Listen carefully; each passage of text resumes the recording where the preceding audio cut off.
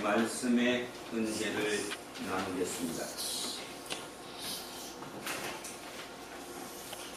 디트리히 본페퍼라고 하는 목사님이 계십니다.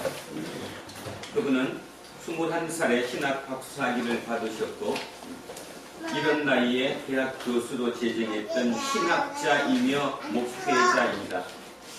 그분은 39년도에 세계 제2차 대전이 일어날 즈음에 미국에 가 있었더랬습니다. 미국의 유니온 신학교에 초청을 받아서 강연 중에 있던 그분이 독일에서 나치에 의해서, 히틀러에 의해서 전쟁이 일어났음을 알게 되었습니다. 그분은 그 즉시 독일로 돌아갔습니다. 모든 사람이 말렸죠. 가면 죽는다. 당신은 가면 잡혀서 죽는다. 그러니까 가지 말라. 이왕 여기 미국에 와 있으니까 여기서 그냥 견뎌라. 그런데 그분은 이렇게 얘기했습니다. 내가 그들에게 가지 않는다면 힘든 그들은 도대체 누가 지켜줄 것이고 누가 그들과 함께 할 것이냐. 그래서 그분은 독일로 돌아갔고 거기에서 잡혀서 사형을 당했습니다. 오늘 왜 이분의 얘기로 출발하느냐 하면 인간이 어떻게 그럴 수 있냐는 것입니다. 자, 이 사람은 말 그대로 반정부주의자였고 국가에서 요주의 인물이었습니다. 그리고 히틀러가 정권을 잡았고 전쟁이 시작되었습니다. 그러면 당연히 미국에 와 있으면 남들 같으면 하나님의 은혜다. 하나님이 미리 아시고 나를 피하게 하셨구나. 피할 바위로 나를 미국으로 인도하셨구나. 그리고 거기에서 어떤 저항을 하든가 하는 게 가장 지극한 얘기 아닙니까? 근데 그분은 그러지 않았습니다. 내가 직접 그들과 함께 해야 된다고 생각했고 그들과 함께 그들을 도와야 한다고 생각했죠. 그래서 도로 자기 독일로 돌아갔고 거기서 잡혔다 그 말입니다. 그분은 이렇게 또 얘기합니다. 히틀러 암살을 모의하는 것, 히틀러를 암살하는 것은 죄다. 죄 맞죠? 사람을 암살하니까 분명히 죄다. 그런데 만약에 우리가 하지 않는다면 그 많은 사람들이 그 많은 피해를 당하기 때문에 내가 그 죄를 뒤집어 쓴다라는 개념이죠. 우리가 그 죄를 뒤집어 써야 한다. 자, 버스가 달립니다. 버스의 운전사가 미쳤습니다. 그래서 운전사가 미쳐서 그 운전대를 막 이렇게 달린다면 어떻게 해야 되느냐? 누구든 뛰어 올라가서 운전사를 제압해야 한다. 그리고 운전대를 바로잡게 운전을 해줘야 한다. 이 논리였던 거죠. 자, 바로 이분이 본페퍼 목사님이십니다. 그래서 20세기 최고의 신학자이며 최고의 목사라고 부르는 본페퍼 목사님으로 오늘 우리 묵상을 출발하고자 합니다. 과연 우리는 어떻게 살 수 있을 것인가? 과연 그렇게 살 수 있을 것인가? 그러면 그분과 나의 차이점은 뭘까? 그분의 차이점, 그분과 우리의 차이점. 그분은 철저하게 예수를 끼어안고 살았던 사람이다. 예수를 끼어안았다. 예수를 꼭 붙잡았다. 그러니까 예수와 동일한 삶을 살기로 소원하고 또 그렇게 살았던 사람. 그분이 본페퍼 목사님인데 바로 2차 대전이 끝나기 몇 달 전인 1945년 4월 9일 날 교수형으로 이 땅을 떠났습니다. 그분은 교수님을 당하는 날 그렇게 얘기했대죠. 동료 죄수들에게 이제 끝이 났다. 그러나 나는 또 다른 시작이 시작된다.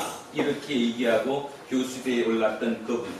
그분이 죽기 2달 전에 자기 약혼자에게 보낸 편지를 누군가가 너무나 못 떨어지게 작곡을 하셔가지고 찬양으로 불러드립니다. 자, 먼저 짧은 찬양 한 곡을 듣고 출발합니다.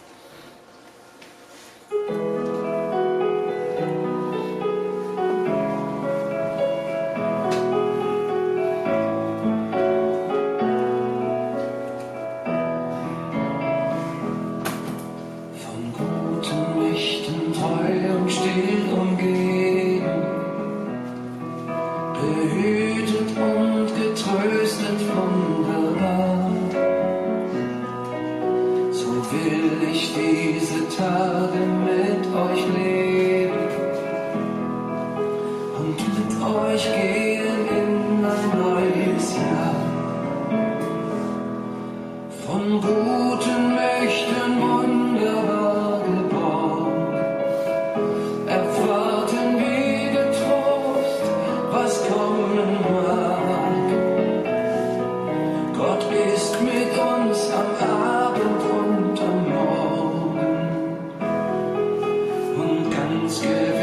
an jedem neuen Tag. Noch will das Alte unsere Herzen quälen, noch drückt uns böse Tage schwere Last.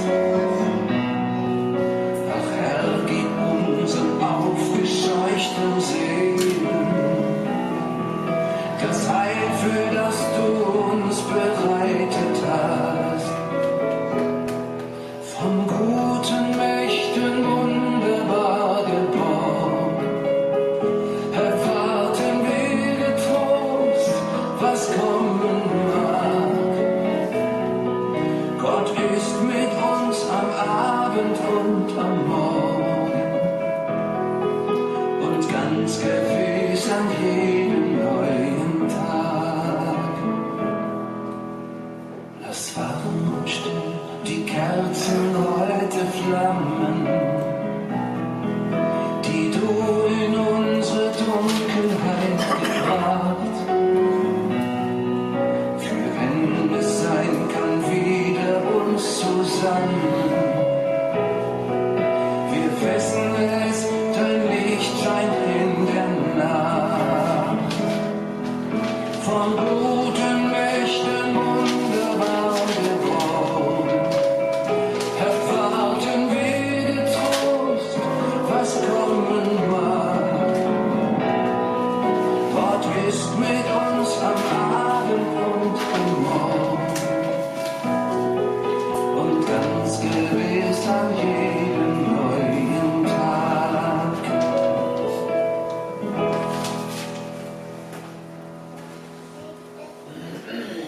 찬양이 참 듣기가 좋죠. 그 찬양을 노래 부르신 분도 목사님이시라는데 그 보네프 목사의 그 편지를 읽고 감명을 받아서 자기가 곡을 붙이고 자기가 이렇게 노래를 불렀다고 합니다.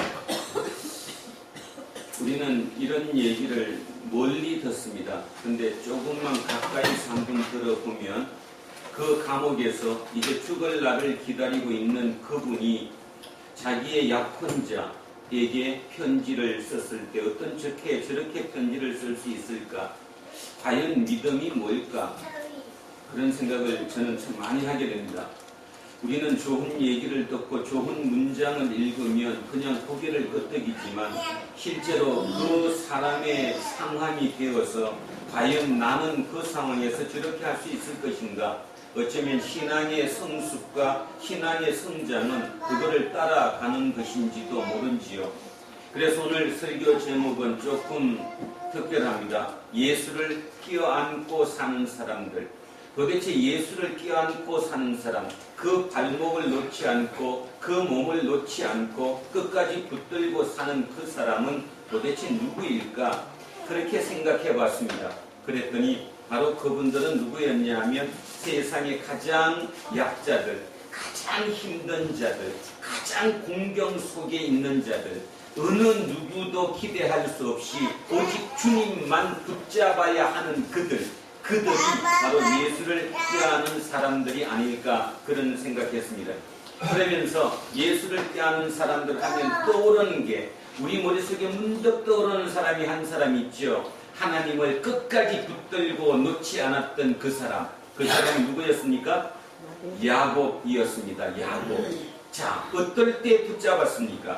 야곱은 자기 형의 장자권을 빼앗고 아버지의 축복을 대신 가로챘습니다. 그 때문에 형으로부터 죽음 당할 위치에 놓이자 그는 외삼촌에게로 피신을 하죠. 한번 상상을 해보십시오. 그렇게 도망가는 그에게 도대체 기대할 사람이 누가 있었겠습니까? 그러니까 그는 오직 여호와 하나님, 주님만을 끼어안을 수밖에 없었겠죠. 그리고 아시다시피 여러분은 그분의 삶을 압니다. 7년, 6년, 합쳐서 20년 동안 그 외삼촌에게 당했던 그런 일로부터 출발해서 그로부터 드디어 20년 만에 외삼촌으로부터 다시 자기 고향으로 돌아오게 됩니다. 그런데 아시다시피 약복강이라고 하는 강 앞에서 엄청난 두려움에 휩싸이지요. 혹시 내가 형을 다시 만나서 내가 형께 죽을 수 있지 않을까 하는 그 절대 절망의 그 시기에 그때 그는 오직 누구만 붙잡습니까? 하나님을 끼안았습니다. 그냥 실험한다는 말 뜻이 뭐예요? 끼안았어요. 절대로 놓지 않았다는 거죠. 너무 강하게 끼안으니까 하나님이 그분의 뭐를 쳤다고요? 허리를 쳐서 환도뼈를 쳐서 떨어뜨렸다는 바로 그 악착 같은 끼안음 밖에 다른 어떤 일도 할 수 없었던 그곳. 그런데 그 끼안음으로 말미암아 야곱은 살아나게 됐을 뿐더러 그의 자손 12명으로 이스라엘의 국가가 되었다라는 것입니다.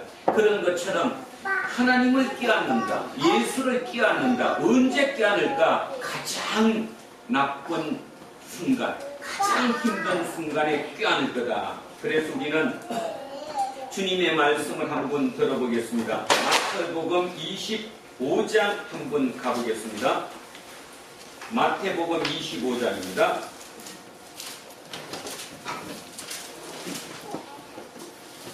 자, 마태복음 25장에 보면 주님이 마지막 때에 심판 때에 이렇게 얘기합니다. 제가 천천히 한번 읽어보지요. 자, 44쪽쯤에 있습니다. 마태복음 25장 34절부터 제가 천천히 한번 읽어보겠습니다. 도대체 예수를 끼안는 사람이 누굴까? 예수를 끼안지 않으면 살 수 없었던 그들이 누굴까? 자, 34절부터 제가 읽습니다. 그때에 임금이 그 오른편에 있는 자들에게 이르시되 내 아버지께 복받을 자들이여 나와 창세로부터 너희를 위하여 예비된 나라를 상속받으라. 복받으라. 나라를 상속받으라. 얼마나 찬사를 받습니까? 뭐라고 말씀하셨냐면 이렇게 얘기합니다. 내가 줄일 때에 너희가 먹을 것을 주었고 목마를 때에 마시게 하였고 나그네 되었을 때에 영접하였고 헐벗었을 때에 옷을 입혔고 병들었을 때에 돌보았고 옥에 갇혔을 때에 와서 보았느니라. 이에 의인들이 대답하여 이르되 주여 우리가 어느 때에 주께서 줄이신 것을 보고 음식을 대접하였으며 목마르신 것을 보고 마시게 하였나이까? 어느 때에 나그네 되신 것을 보고 영접하였으며 헐벗으신 것을 보고 옷 입혔나이까? 어느 때에 병드신 것이나 옥에 갇히신 것을 보고 가서 배웠나이까 하리니 임금이 대답하여 이르시되 내가 진실로 너희에게 이르노니 너희가 여기 내 형제 중에 지극히 작은 자 하나에게 한 것이 곧 내게 한 것이라 하시고 예수께서는 그 지극히 작은 자, 헐벗은 자, 궁핍한 자, 옥에 갇힌 자, 도대체 어느 것도 기대할 수 없는 오직 예수밖에 끼안을 수 없는 입으로 예수를 입에 달고 살 수밖에 없는 바로 그들과 예수 자신을 동일시했다는 거죠. 예수 자신을 동일시했어요. 예수가 누구냐? 예수는 가장 가난한 자고 가장 핍박받는 자고 헐벗은 자고 지금 옷을 입지 못하고 있는 자고 옥에 갇힌 자고 목마른 자고 바로 이 자가 곧 예수다라고 말씀하고 있죠. 그러면 그들은 어떻게 예수가 됐습니까? 예수님이 물론 찾아가시기도 했겠지만 찾아오신 그 예수님을 끼어안은 사람들이죠. 예수님을 놓지 않은 사람들입니다. 예수님을 끼어안았다는 거예요. 나는 예수 당신밖에 없습니다. 주님밖에 없습니다. 그 주님을 끼어안은 그들, 그 지극히 약한 그들이 곧 주님이라는 겁니다. 그러면 좀 전에 이렇게 얘기했죠. 너희들이 복받은 자들이다. 그렇게 얘기했더니 우리가 언제 주님이 헐벗을 때 돌봤고 주님이 언제 옥에 갇혔을 때 내가 했고 병들었을 때 내가 언제 당신을 도왔습니까? 이 말의 의미는 뭡니까? 그런 사실조차도 기억합니까? 안 합니까?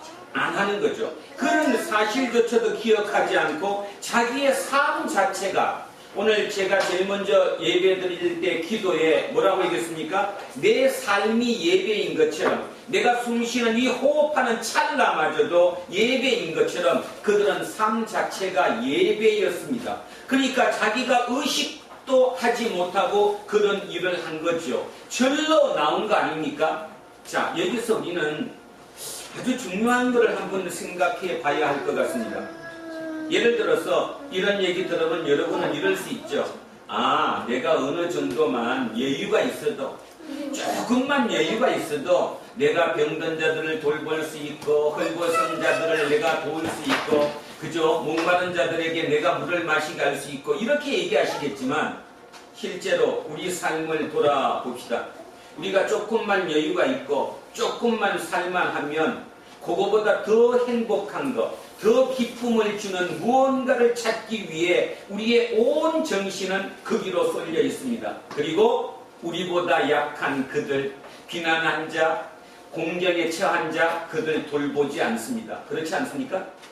돌보십니까? 안 돌봅니다. 그러면 누가 돌봅니까?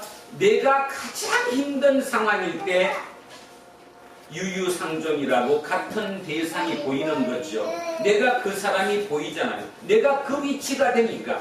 그러니까 예수님께서 찾아온 사람, 가장 비난한 예수님께 오직 내가 예수만 잡을 수밖에 없는 그 사람 눈에 상대가 보이는 거죠. 그러니까 그들끼리 돕고 살고, 그들이 당연한 것처럼 했던 그 일, 의식하지 않았던 일, 내가 너를 도운다고 생각지도 않았던 그 일, 그 일들을 통해서 주님이 우리에게 얘기하는 거예요. 바로 너가 나를 대접했다. 너가 나를 물을 마시게 했다. 너가 나를 목에 갇혔을 때 나를 찾아왔다. 이렇게 말씀하고 계시는 거죠. 자, 그래서 오늘 예수를 꾀하는 사람이 누군가? 너무나 힘든 자, 힘들 정도가 아니라 진짜 어떻게 해야 될지 단 아무 것으로도 잡을 수 없는 그들이 잡는 사람이 예수라는 것입니다. 그런 면에서 따져보면 본데커 목사님의 그 시, 그런 시를 쓸 수 있었던 그 얘기, 그리고 그 좋은 조건에서 탈옥을 할 수도 있고, 아니면 죽지 않아도 될 수 있는 상황으로 피신할 수 있는 그 모든 조건을 다 하고 직접 그 자리로, 현장으로 찾아 들어가셨던 그분의 영성, 그분은 도대체 왜 그 길을 갔을까? 바로 예수를 껴안았기 때문에 거기에 들어갈 수 있었다, 이런 뜻이잖아요. 우리 또한 그런 면에서 따져보면 예수를 껴안고 사는 사람이 어떨까? 아마 상상하지 못할 겁니다.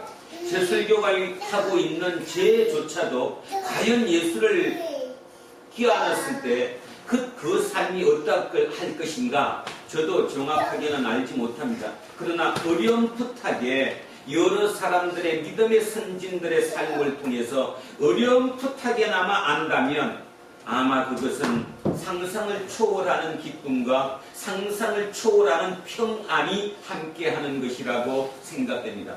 요한복음에 나와 있듯이 내가 세상에 뭐를 준다고요? 평안을 주는데 이 평안은 세상이 주는 평안과 틀리다라고 얘기했죠. 그 평안을 기쁨으로 살짝 바꿔서 한번 해석 한번 해보겠습니다. 우리의 기쁨은 어떻습니까? 우리가 기쁘다라고 느끼는 것. 자, 예를 한번 들어보죠.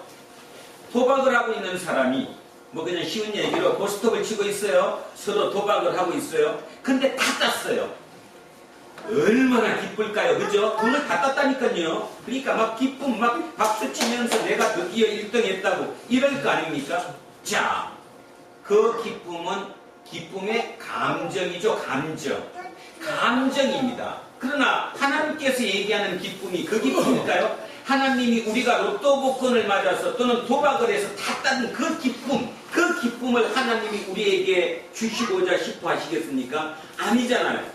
하나님이 우리에게 주고자 하시고 싶은 것은 그 기쁨의 대상입니다. 대상. 그러면 어느 기쁨이 옳은 것입니까? 예를 들어서 로또 복권을 맞은 그 기쁨과 내가 누군가를 알게 모르게 도와줬는데 그 사람이 상당히 좋게 잘 됐어요. 나한테 알 수 없는 이 보람과 기쁨이 넘치는 그 대상, 그죠? 그랬을 때 어느 게 더 기쁨이 오래 지속할 것이며 어느 것이 진정으로 나를 기쁘게 할 것이냐를 한번 생각해 보셔야 된다는 거죠. 기쁨은 감정을 기뻐하는 것이 아니라 그 대상을 기뻐하는 것. 하나님께서 우리에게 주시는 그 평안과 그 기쁨은 그 대상이지 감정이 아니라는 사실을 잊지 않으셨으면 좋겠습니다. 지난 한 주간 기쁘셨습니까? 어떻게 기쁘셨습니까? 대상 때문에 기쁘셨습니까? 아니면 감정으로 기뻐하셨습니까? 지난 한 주간 평안하셨습니까? 그냥 너무나 막 좋습니까? 그 평안이 돈 때문에 평안하셨습니까? 아니면 자식 때문에 평안하셨습니까? 도대체 무엇 때문에 평안하셨습니까? 근데 그 평안이 영원히 주는 평안, 감정이었습니까? 아니면 본질이었습니까? 우리는 이것을 잊지 않아야 된다는 거죠. 하나님이 우리에게 주시고자 하는 것은 본질이며 대상이지 감각적인 감정이 아니라는 사실을 잊지 않았으면 참으로 좋겠습니다. 그런 면으로 오늘 거를 다시 한번 예수를 껴안을 수밖에 없었던 그 사람의 심정으로 다시 돌아가 보면, 자, 너무나 힘듭니다. 목이 마릅니다. 옷도 없습니다. 추위에 떱니다. 빚을 갚아야 합니다. 감옥에 잡혀갔습니다. 병이 들어서 지금 죽을 지경에 있습니다. 어느 것으로도 이것을 회복할 수가 있는 길이 없습니다. 모든 길이 절벽처럼 막혀 있습니다.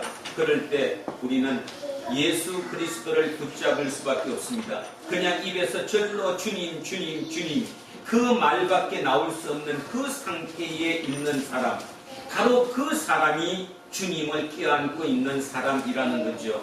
그런데 그 주님을 껴안고 있는 사람이 또 다른 주님을 껴안고 있는 사람을 볼 줄 안다는 사실입니다.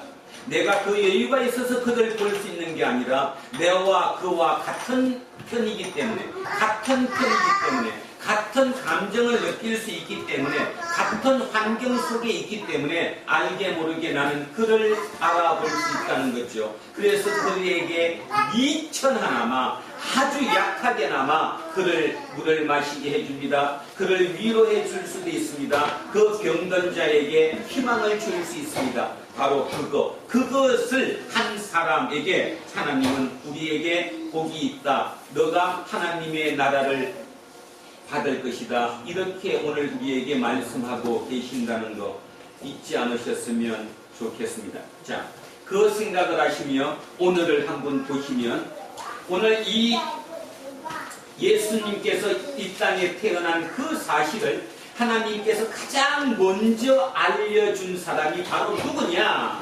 베들레헴의 유지도 아니고 왕족도 아니고 가장 비천한 누구라는 겁니까? 목자라는 것입니다. 자, 목자가 누구입니까? 목자는 양을 치고 있는 양치기입니다. 근데 이 양치기는 밖에서 밤을 새며 주야 가리지 않고 양과 함께 살아갑니다. 고로 몸에서 얼마나 많이 냄새가 나겠습니까? 여러분, 성경을 보면 아시겠지만 이스라엘 같은 경우는 사막 지역이 많죠. 그래서 길거리를 다니면 먼지가 풀풀 날리니까 손님이 우리 집에 오면 뭐부터 먼저 하죠? 발부터 먼저 씻어주죠. 발부터 씻잖아요. 쉽게 말해서 굉장히 청결 예식이 강조되는 곳이 바로 이 땅입니다. 그런데 이들은 어떻습니까? 이 목자들은 그 정결 의식에서 벗어난 사람들이죠. 몸에 온갖 냄새가 납니다. 심지어는 악취가 납니다. 악취. 짐승 냄새와 사람 냄새와 모든 게 섞여서 악취가 나는 그들. 그래서 사람들은 이 목자들을 사람 취급도 안 합니다. 기분 나쁘겠지만 사람 취급도 안 해요. 예를 들면 누구죠? 사람 취급 못 받은 사람이 있는데 다윗이잖아요. 다윗은 부모로부터도 사람 취급을 받지 못했죠. 자, 그럴 정도로 이 목자는 비천함 중에도 가장 비천한, 냄새나는 사람, 악취가 나는 사람, 사람으로 인정받지 못하는 사람, 그들이 목자였습니다. 이 목자들이 누구를 잡아야 하는데, 예수를 껴안아야 하는데, 이들은 그를 껴안을 뭐도 없어요? 힘도 없고 그를 껴안을 방법도 모르고 그를 껴안을 어떤 답도 못 갖고 있는 사람들이 바로 이 목자였더리죠. 자, 그래서 그 지역의 목자들이 밤에 밖에서 자기 양떼를 지켰는데 주의 사자가 곁에 서고 주의 영광이 그들을 두루 비추매 크게 무서워하는지라. 왜 무서워했을까요? 목자들이 왜 주의 천사가 주의 영광이 그들을 비추고 그들 옆에 섰을 때 너무 무서워했을까요? 그냥 두려워할 정도가 아니라 뭐 했대요? 지금? 무서워했대요. 왜 무서워했을까요? 벌 받는다고 생각했겠죠. 그들은 아마 세뇌당해 있었을 것입니다. 어떻게? 모든 사람으로부터 너는 전생에 죄가 많아서 그래, 아니면 너네 부모의 죄야, 너네 조상의 죄야, 어떤 죄로 너는 정상적으로 사람들과 살 수 없는 사람들이야. 그런 관념이 이 속에 묵혀 있지 않았겠어요? 그래서 아마 그들은 밤에 그 밖에서 양들과 같이 뒹굴면서 사는 그 자체로 자기를 비하했을 것입니다. 아, 나는 어떤 죄를 져갖고 이 땅에 태어났구나. 그러니까 나는 이 일을 하고 있겠구나. 이렇게 하고 생각하지 않았겠어요? 그렇게 생각하고 하는 새는 그들에게 주의 영광이 비치고 주의 사자 천사가 옆에 오니 어떻게 왔다고 생각했겠어요? 자기들을 살리러 왔다고 생각했겠어요? 아니면 심판하러 왔다고 생각했겠어요? 심판하러 왔다고 생각했겠죠. 그러니까 두려워하고 무서워했을 거 아닙니까? 자, 주의 사자가 곁에 서고 주의 영광이 그들을 두루 비추매 크게 무서워하는지라. 천사가 이르되 무서워하지 말라. 보라, 내가 온 백성에게 미칠 큰 기쁨의 좋은 소식. 이게 누구죠? 큰 기쁨의 좋은 소식이 뭐예요? 이게 예수 그리스도의 탄생이죠. 그리스도의 탄생, 이것을 너희에게 전한다. 어떻게 이런 일이 일어날 수 있을까요? 어떻게? 세상 사람들로부터도 사람 취급을 받지 못하고 사는 나에게 제일 첫 번째 예수 그리스도의 탄생 소식을 나에게 알려줬대요. 이게 어떤 기분일까요? 한번 상상해 보시기 바랍니다. 우리는 모를 것 같습니다. 아니, 어쩌면 우리는 기대조차 하지 않고 있는지도 모릅니다. 오늘 밤에 문득 자다가 주의 사자가 내 옆에 나와서 얘기합니다. 예수 그리스도가 어디서 태어났는데 내가 너한테 처음으로 얘기한다. 그랬을 때 그 기분이 어떡하겠습니까? 자, 오늘 다윗의 동네에 너희를 위하여 구주가 나셨으니 곧 그리스도, 메시아, 주신이라. 자, 12절. 너희가 가서 강보에 쌓여 구유에 뉘어 있는 아기를 보리니 이것이 너희에게 표적이니라 하더니 아마 여기에서 그들은 눈이 번쩍 띄었을지도 모릅니다. 왜냐하면 그들은 이 구유를 알아요, 몰라요? 알아요. 예, 구유하고 사는 사람들 아니에요? 양치기 아니에요? 구유하고 사는 사람들 아니에요? 이 짐승의 냄새와 같이 사는 사람들 아니에요? 다른 사람들은 여기에 근접조차도 잘 하지 않잖아요. 근데 자기들은 이게 자기의 일터 아니에요? 그 구유에 누가 뉘어 있대요? 메시아가 뉘어 있대요. 메시아가 그것이 너희에게 주는 표적이라고 얘기하니 이 기쁨이 이게 어떻게 받아들여질까요? 이야, 진짜 나에게 주님이 오셨구나. 하나님께서 나를 심판하는 것이 아니라 하나님이 진짜 내게 제일 처음으로 알려주셨구나. 왜냐하면 그 주님이 우리와 가장 익숙하고 우리와 가장 냄새를 같이 교통할 수 있는 그 구유에 지금 있다는 거예요. 그럼 가봐야 돼요? 안 가봐야 돼요? 가봐야지. 호련히 수많은 천군이 그 천사들과 함께 하나님을 찬송하여 이르되 지극히 높은 곳에서는 하나님께 영광이요 땅에서는 하나님이 기뻐하시는 사람들 중에 평화로다 하니라. 이거는 나라가 바뀌어도 우리나라도 마찬가지잖아요. 대통령이 바뀌고 나면 항상 찾는 거 딱 정해져 있잖아요. 영광과 뭐예요? 평화예요. 그러니까 이거는 뭐 어느 곳이든 있는 거죠. 그러니까 이 문구가 여기서 그렇게 중요한 것은 아니고 새로운 나라가 됐다. 그러니까 당연히 그 온 사람은 평화죠. 평화. 정권이 바뀌어도 그들이 추구하는 것은 평화예요. 안정이에요. 평안이에요. 자, 똑같은 겁니다. 그래서 지극히 높은 곳에서는 하나님께 영광이요, 땅에서는 하나님이 기뻐하시는 사람들 중에 평화로다 하니라. 15절. 천사들이 떠나 하늘로 올라가니 목자가 서로 말하되, 자, 이들이 서로 말하되 이제 베들레헴으로 가서 주께서 우리에게 알리신 바 이 이루어진 일을 보자 하고. 아마 만약입니다. 만약에 구유에서 나지 않고 누구 집 사랑방에서 예수 그리스도가 태어나셨다면 이들은 거기 갈 수 있어요? 못 가요? 목자들은 그 길 가요? 못 가요? 못 가죠. 쫓겨나죠. 어디 냄새 풀풀 나는 그들이 감히 그 사랑방에를 들어옵니까? 못 들어오잖아요. 그러니까 그들은 당연히 거기는 못 가는 건데 지금 어디에 계시냐면 마국간 구유에 있다는 겁니다. 구유에 있으니까 구유는 내가 갈 수 있는 곳이죠. 내가 가장 친밀한 곳 아닙니까? 그래서 그들은 얘기하는 거예요. 야, 우리 가보자. 진짠가 가보자. 자, 빨리 가서 마리아와 요셉과 구유에 누인 아기를 찾아서. 여러분, 지금 이들이 베들레헴 외곽에 있는 들판에 초원에서 양을 치고 있는 사람들입니다. 지금이 밤중입니다. 깜깜한 밤중. 밤중에 양을 치고 양을 지키고 있는 이들에게 하늘에서 천사가 나타나서 그리스도가 나타났다는 소식을 제일 처음으로 알려줬습니다. 그들은 믿지 못하였지만 그들이 천사가 얘기하는 얘기, 구유에 누에 있다는 그 얘기를 듣고, 아, 혹시 그럴지도 모르지 않을까? 우리가 확인해 봐야 되겠다. 그리고 구유에를 가는 거예요. 그런데 베들레헴이 아무리 작은 동네라 할지라도 도대체 그 동네에 누구 집 마구간에, 누구의 구유간에, 구유에 지금 위에 있는지 찾아야 돼요? 안 찾아야 돼요? 찾아야 되잖아요. 아마 많이 힘냈을 것입니다. 온 동네를 찾아다니지 않았겠어요? 그런데 드디어 찾아냈습니다. 드디어. 그래서 빨리 가서 마리아와 요셉과 구유에 누인 아기를 찾아서 드디어 찾아낸 거죠. 보고, 진짜 그거를 보고 천사가 자기들에게 이 아기에 대하여 말하는 것을 전하니, 자, 보니까 진짜 구유에 아기가 있어요, 없어요? 있어요. 사실과 똑같잖아요. 천사들이 내게 얘기했던 거랑 지금 내 눈으로 보이는 게 똑같잖아요. 그들이 얘기를 하는 거죠. 천사가 우리에게 내려와서 메시아가 이곳에서 태어났다고 얘기하더라. 그 얘기를 얘기한 거죠. 보고 천사가 자기들에게 이 아기에 대하여 말한 것을 전하니, 자, 18절.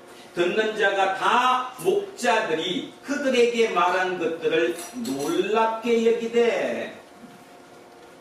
믿었다는 거예요? 안 믿었다는 거예요? 저 얘기를 믿었다는 거예요? 안 믿었다는 거예요? 메시아가 지금 여기에 위에 있다는 그 사실을 듣는 사람이 믿었다는 겁니까? 안 믿었다는 겁니까? 안 믿었다는 거죠. 믿을 수가 없는 거죠. 어떻게 메시아가 구유에 있다 말이 됩니까? 말 자체가 되지 않잖아요. 자, 그래서 믿지 않았다는 거예요. 듣는 자가 다 목자들에게 그들에게 말한 것을 놀랍게 여기되. 놀랍게 여겼어요. 믿지도 않았어요.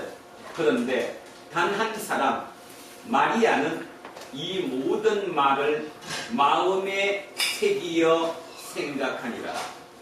엄마 마리아는 이 모든 말을 마음에 새기어 생각하니라. 왜 그럴 수밖에 없죠? 엄마 마리아는 마리아가 수태할 때부터 뭐에 의해서 수태했어요? 성령에 의해서 수태했고, 그리스도가 날 거라는 건 본인이 알고 있었잖아요. 그렇지만 본인이 알고 있다고 해서 모든 사람한테 떠벌릴 수 있는 얘기는 전혀 아니었으니까 이제 그 마음을, 드디어 진짜 이렇게 하나님의 예언대로 나를 통해서 이 메시아가 이 땅에 태어나는구나, 아주 깊이 생각했다, 이런 의미겠죠.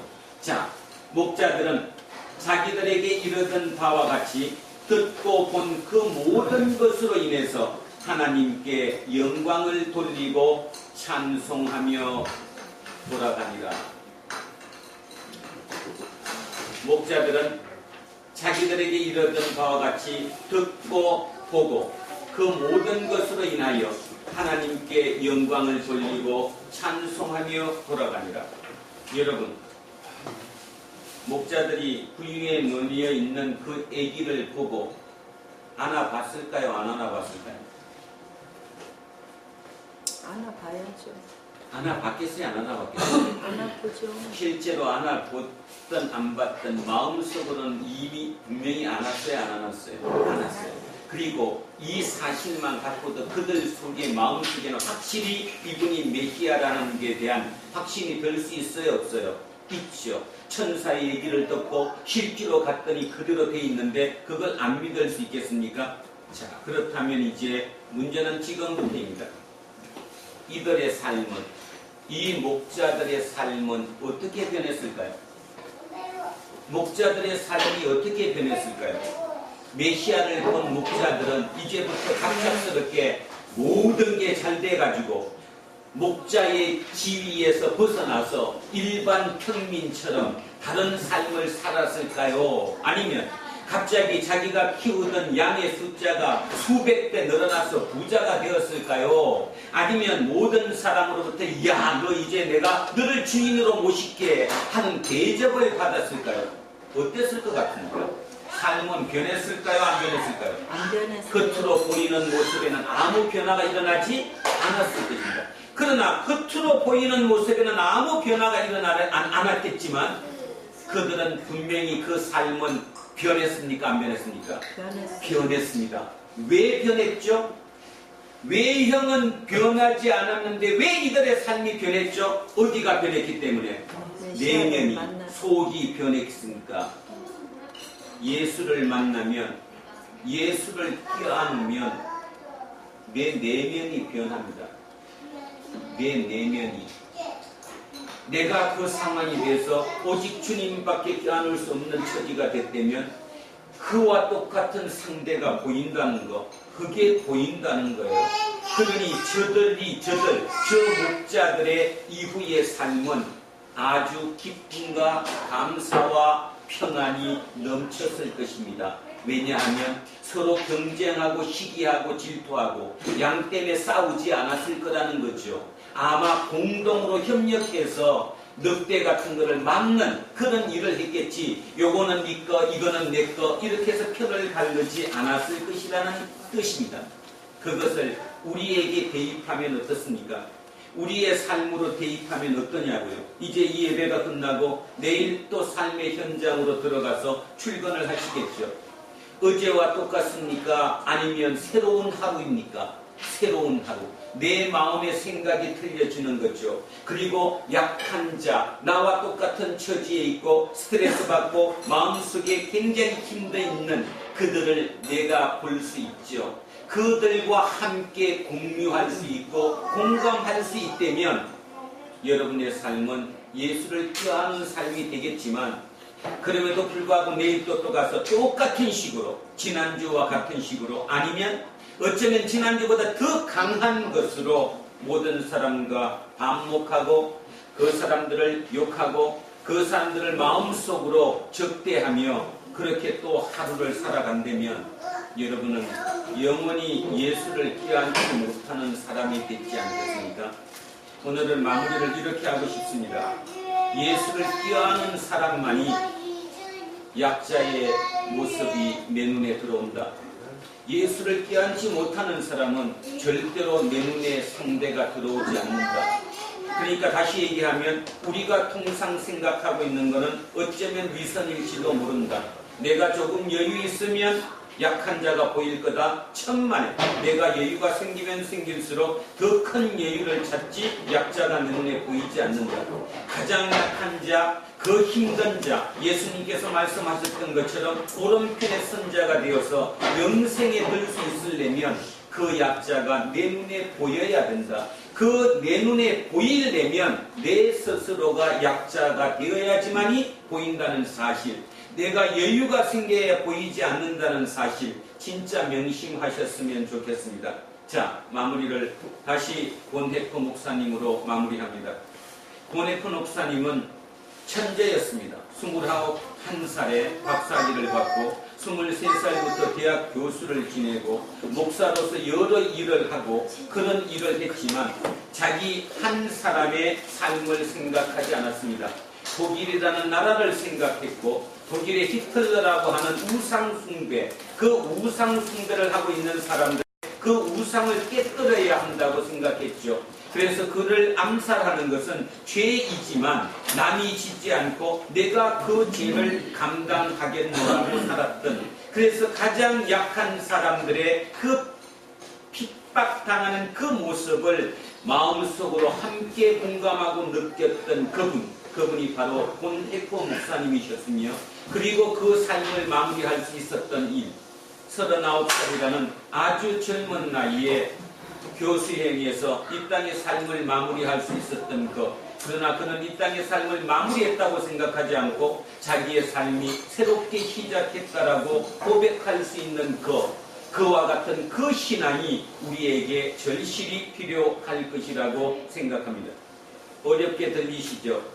현실적인 얘기가 아닐지도 모릅니다. 근데 많이 생각해 보십시오. 성경 어디에도 현실적인 얘기는 없습니다. 현실적인 얘기는 예수는 우리에게 죽으러 왔다고 말씀하셨습니다. 그래서 주보 뒤에 빨간 글로 본해퍼 목사님이 얘기했던 이 얘기를 이렇게 써놨습니다. 하나님은 자기를 세상으로부터 십자가로 내모신다. 하나님 스스로 자기를 십자가로, 세상으로부터 십자가로 내모신다. 하나님은 세상에서 무력하고 연약하다. 기분 나쁘시죠? 하나님은 세상에서 무력하고 연약하다. 바로 그러하기에 하나님은 우리 가운데 계시고 우리를 도우신다. 다음 한 주간 이 본해퍼 목사님의 말씀을 묵상하며 살아가는 저와 여러분 되시기를 주의 이름으로 축원합니다. 기도하겠습니다. 살아계신 아버지 하나님, 감사합니다. 삶이 피곤해지고 힘들어지고 도저히 어찌할 수 없는, 모든 것을 기대할 수 없는 그 순간에 우리는 오직 예수 그리스도를 품을 수밖에 없습니다. 바로 그 주님, 입에서 오직 주님, 그 밖에 나올 수 없는 그 처지에 처한 우리를 주님께서는 우리와 함께 하시고 우리를 통해 또 다른 주님을 찾는 그들을 돌보게 하십니다. 바로 그것이 세상의 이치라는 것을 오늘 깨닫게 해주셔서 참으로 감사합니다. 본해퍼 목사님의 그 말씀이 우리 속에 새겨지게 하옵소서. 하나님은 가장 연약하시며 가장 무력하신 분이시라는 사실, 본인 스스로를 십자가로 내모셨다는 그 사실을 인식하며 그러하기에 나와 같은 삶을 살고 나를 공감해 줄 수 있고 나를 위로해 줄 수 있고 나와 함께 할 수 있다는 사실을 잊지 않는 우리 공동체 모든 식구들 되게 하옵소서. 감사드리며 거룩하신 우리 주 예수 그리스도 이름으로 기도합니다. 아멘. 자, 찬송가 84